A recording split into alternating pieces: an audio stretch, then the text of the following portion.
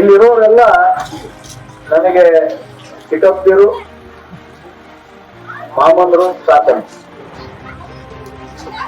ಇಡೀ ದೇಶ ಇವತ್ತು ಮತ ಹಾಕ್ತಾ ಇರೋದು ನರೇಂದ್ರ ಮೋದಿ ಅವರಿಗೆ. ನಮ್ಮ ಕ್ಷೇತ್ರದಲ್ಲಿ ಒಂದು ವಿಶೇಷ ಇದೆ. ನಮ್ಮ ಕ್ಷೇತ್ರದಲ್ಲಿ ಎಲ್ಲರೂ ವೋಟ್ ಹಾಕ್ತಿರೋ ನರೇಂದ್ರ ಮೋದಿಗೆ ಇದ್ರು ಕೂಡ ನಮ್ಗೆ ಸಿಕ್ಕಿರುವಂತ ಅಭ್ಯರ್ಥಿ ಕ್ರಿಯಾಶೀಲ ಮಾಜಿ ಮುಖ್ಯಮಂತ್ರಿಗಳು. ಇದನ್ನ ಮಾತ್ರ ನಾವು ಕಳ್ಕೊಂಡ್ಕೊಡುದು. ಈ ತರ ಅವಕಾಶಗಳು ಕೆಲವು ಕ್ಷೇತ್ರಗಳಿಗೆ ಸಿಗುತ್ತೆ. ಅದನ್ನ ಅತ್ಯಂತ ಶ್ರದ್ಧೆಯಿಂದ, ಚಾಣಾಕ್ಷತೆಯಿಂದ, ಬುದ್ಧಿವಂತಿಕೆಯಿಂದ ಮತವನ್ನ ಚಲಾಯಿಸಿದ್ದಲ್ಲಿ ನಿಮ್ಮ ಭವಿಷ್ಯ ಸದೃಢವಾಗಿರುತ್ತೆ. ಆದ್ರಿಂದ ಬಂಧುಗಳೇ, ನಿಮ್ಮಲ್ಲಿ ಕಳಕಳಿಯ ಮನವಿ ಏನು ಅಂದ್ರೆ, ದಯವಿಟ್ಟು ಮುಂಬರುವ ಚುನಾವಣೆಯಲ್ಲಿ ನೀವೆಂತೂ ಆಯ್ಕೆ ಆಗ್ತೀರ ಅನ್ನೋದು ನಂಬಿಕೆ ನನಗಿದೆ, ಯಾಕೆಂದ್ರೆ ಇಲ್ಲಿ ಬಂದಿದ್ದೀರ.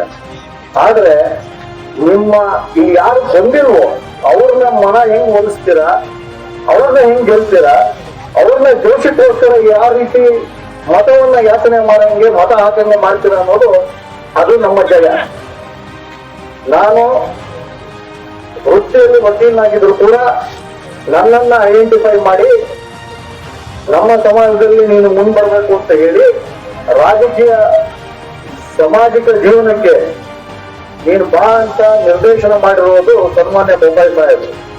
ಆದ್ರಿಂದ ಇವತ್ತು ಅವ್ರು ಗೆಲ್ಲುವ ತನಕ ನಾವು ನೀವು ಎಲ್ಲ ಸೇರಿ ಈ ಚುನಾವಣೆಯನ್ನ ಮಾಡೋಣ.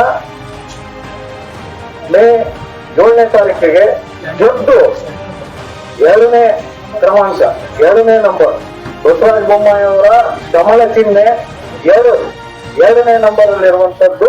ಅದು ತಮಗೆಲ್ಲ ಗೊತ್ತಿರುತ್ತೆ.